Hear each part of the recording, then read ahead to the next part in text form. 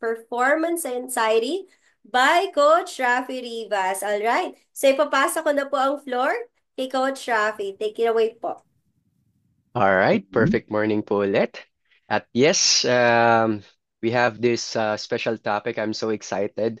We have the How Athletes Can Conquer Sports Performance Anxiety by Shayamal Valavji, sports scientist, performance coach, and member, Fitness Advisory Board. All right. At syempre, kanina nakapagpakilala na po ako, pero dadagdagan ko lang po, no? So, I'm doing Herbalife business as a part-time. Pero full-time model po ako ni Coach Lori. So, ibig sabihin, araw-araw po, pinoprogram po ako ni Coach Lori. At syempre, araw-araw ko din po sinishare ang mga natututunan ko dito sa VNC sa mga taong nangangailangan po para sa kanilang healthy lifestyle po, no? Alright, so hindi ko na po patatagalin, no? So, going to our special topic. So, una, ano nga ba? Let me define anxiety first. So, anxiety is a feeling of fear, dread, and uneasiness. It might cause you to sweat, feel restless and tense, and have a rapid heartbeat. So, pero, ang sabi daw, anxiety is a different from fear. Kasi ang fear po daw is defined as the emotional response to a present threat. Whereas ang anxiety po is the anticipation of a future one. Alright, so next page po tayo. So syempre, kakaroon din po ng anxiety ang mga atleta, no? Yung mga may hilig din sa sports. So athletes focus on several variables to make sure they perform at their best. So una dyan is maintaining a nutritious, healthy diet. Syempre, kailangan ng training regularly and taking the right supplements and getting enough rest. So kung meron po tayong paparating na game or race, like yung mga sumasali sa mga fun run or competitive event coming up, athletes can experience sports performance anxiety. So, na-experience po natin yung overexcitement, nervousness, or even trepidation which can interfere with decision making and performance. So best example po dyan sa mga nagko-fun run. So type 1 nga po tayo dyan sa mga mahilig mag-fun run. So usually ang fun run po natin is nag-start ng early morning. So dahil kung nakakaramdam tayo ng anxiety na overexcite tayo, so let's say for example ang fun run nag-start ng 4:30. So kadalasan sa atin, minsan hindi na tayo nakakatulog imbis na makapagpahinga tayo before the race event. Iniisip natin, no, na overexcite tayo dun sa upcoming run event. So ang tendency po niyan pagdating sa event mismo, minsan dun pa tayo inaantok. So yan po ay isang example na kailangan natin i-overcome in terms of yung mga anxiety natin sa mga sports event like the fun run nga po. Alright, ngayon, paano nga natin ma-overcome yung sports performance anxiety? So, meron tayong 6 proven techniques to ensure we are in the optimal mental state. Importante po yan before our next competitive event. So, una sa ating listahan. Ito, alam na po natin to lahat, no? So, type 1 nga po tayo sa mga alam na to. So, tignan nga natin. So, alam na natin pagkabata pa lang na practice, practice, practice. So sabay-sabay po tayong sabihin sa sarili natin, practice makes perfect. So whether you're playing solo or with a team, this builds your confidence and your skills. Skills. So hindi lang sa sports So kahit sa anong larangan ng gusto natin ma-achieve yung mga goals po natin. So kailangan natin pagpraktisan 'yan. All right. So next sa ating listahan is number 2, keep routines in place. Routine makes us feel comfortable because it's familiar and this helps reduce stress. So ano nga ba yung mga routine na yan? For example, ako personally, ang aking routine bago ako sumabak sa isang sports, syempre, kailangan meron tayong supplementation. Ako, lagi ako nag intake ng NRG. Sinasabayan ko pa yan ng Herbalife tea natin. At syempre, during the game, so ang aking hydration na lagi kong iniinom is yung aloe. Isa yan sa mga routine ko, no? Hindi ko yan kinakalimutan when I go into a game, no? And then, syempre, isa rin sa part ng ating routine, ang warm-up at stretching. Huwag po natin kakalimutan yan. At isa sa mga pinaka-importante na part ng aking routine po before a game is yung opening prayer. So I need to pray na wala pong magiging injury, and also I'm praying for everyone's safety sa mga game na sinasalihan ko po.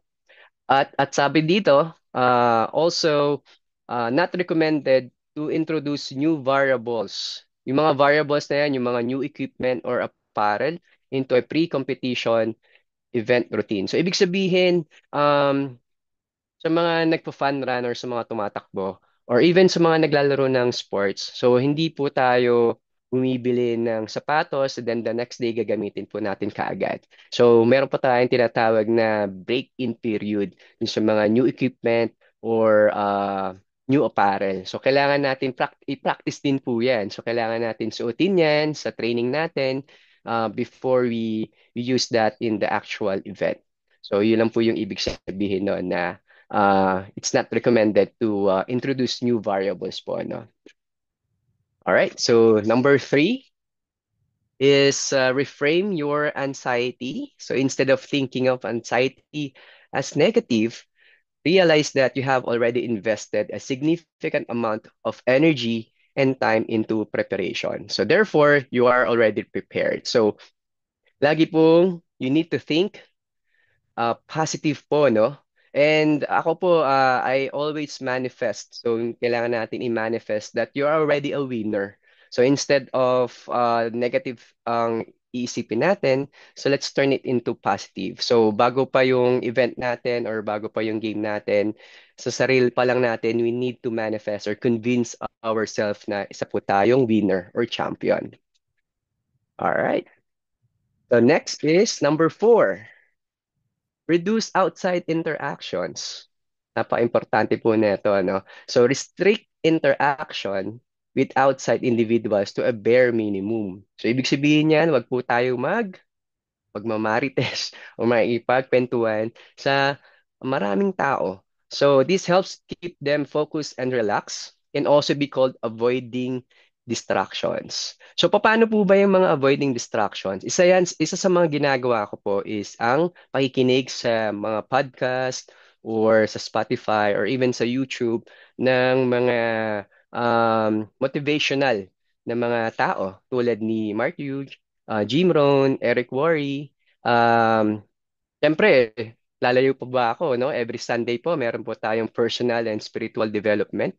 It's a Sunday special with Mother Arlene. So yan, meron yung mga YouTube recording. So isa rin yan sa mga reduce outside interaction kasi makikinig ka lang eh. Mamamotivate ka, no? And higit sa lahat, pinaka-importante rin po ang pagbabasa po ng Bible. Alright? So next po natin, number 5, channel energy and focus. So try moving into a silent zone. Use visualization, mindfulness, and other techniques to channel energy and focus, which will help you to keep calm and mentally prepared.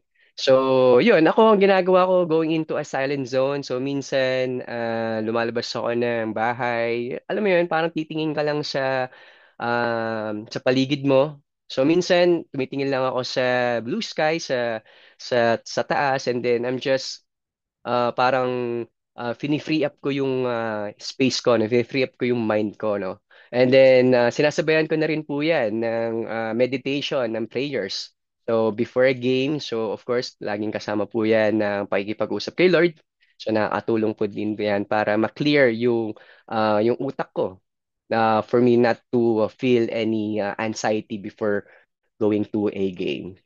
At syempre, isa rin sa ginagawa ko is listening to music. So may mapapansin po kayo mga ibang atleta na naka-headset. Kadalasan ginagawa nila, they just listen to a music, yung um, mga motivational music, praise and worship. Yung iba, sikat na sikat na motivational music is yung Eye of the Tiger. So minsan pag sasabak ka sa game, pag yun yung napapakinggan mo, medyo tumataas yung energy mo, no? So, pwede rin nyo po yung gawin. At higit sa lahat, number six, all right, mimic the energy you want in the competition. Gradually make the switch in your energy from calm to enthusiastic. So start building excitement, get in the zone, that mental place where you are confident, energetic, and ready to give it your best. So, bibigay ako ng isang magandang example. So, makikita natin sa next slide kung ano yung ginagawa ko or ginagawa namin. So, go ahead and play it.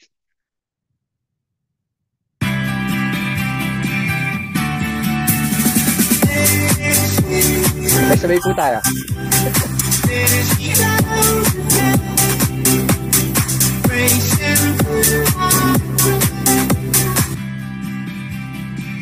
So, ayan po, no? Ayan po yung ginagawa ko. Routine ko din po yan, no? Yung pag-loose off. Minsan, kasama ko po si Coach Lori. Actually, si Coach Lori ang laging nagtuturo sa akin sumayaw.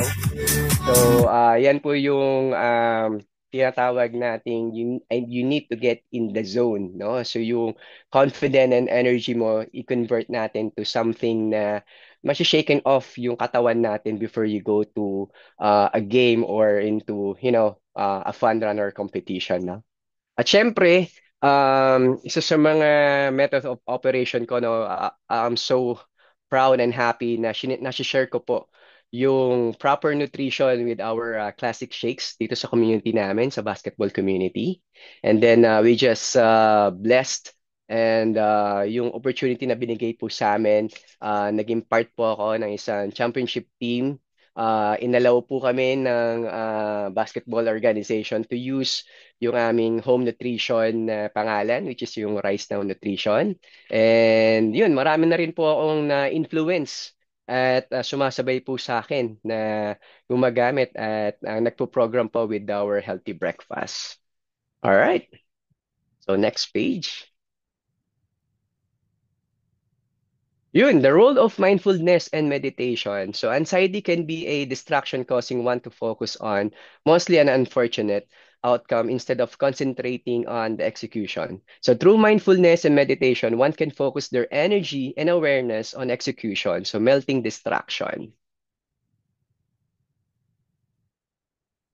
And a mindful athlete, ang sabi dito, less likely to suffer from performance anxiety, cultivated the art of channeling their energy on execution. Secret to sustain high performance, ano nga yun? So, breath work, meditation, sitting in silence, and focusing on a single object are all examples of mindfulness practices. So, heightened sense of awareness. All right. So, kanina, na-mention no, sa first page kanina, kung maaalala nyo, maintaining a nutritious health diet and taking the right supplements. So, dito lang po yan sa Herbalife. So, next page po tayo. At dahil dyan, dahil we are number one in the world, meal replacement and protein supplements combined, weight management and well-being and active lifestyle nutrition. So, sino ba naman ang hindi natin pagkakatiwalaan, no? Dahil ang Herbalife po has been recognized as a super brand in the Philippines. So, meron po tayong tagline na tinatawag. So, next page po tayo. Sabi nga, nutrition for your best life. So, hindi lang inner nutrition, meron din tayo outer nutrition. And we need always to take note na meron tayong tinatawag na 30% healthy fats, 30% protein, and 40% carbohydrates. So, yan po, no? Naway meron po tayong, I think dito na po nagtatapos ang aking special topic. Ang naway meron po tayong natutunan today. But I encourage everyone to invite more dito sa ating Barangay VNC para mas malala tayong matutunan at marami po tayong matulungan. So back to you, my Coach Beautiful Wife, Coach Lori.